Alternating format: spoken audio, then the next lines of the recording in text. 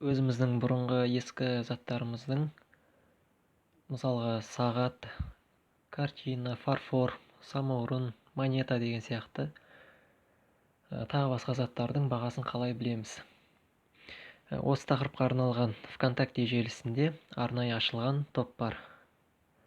Орысша айтқанда группа. Мінекей ВКонтактеге кіреміз.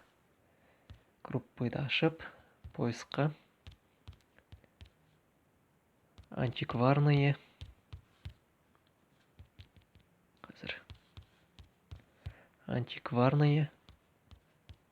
книги деп тереміз.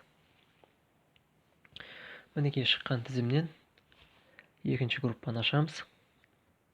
Осы группаға тіркеліп,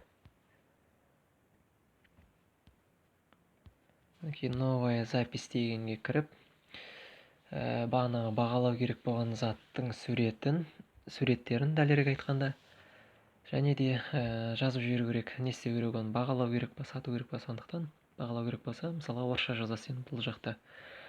Здравствуйте, помогите оценить деп. Ол мысалға келтіргенде. Ал енді суреттерін жібергенде мән беретін жағдай.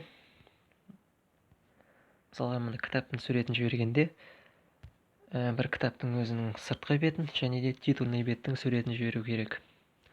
Ал басқа заттарға қатысты артын, алдын, жан-жағын мүмкін астын үстінде жіберу керек болады. Таңбасы болса таңбасына суретін жібересіз. Мен неге нақты осы группаны айтып отырмын? Өйткені мен басқа группаларда қолданып көрдім.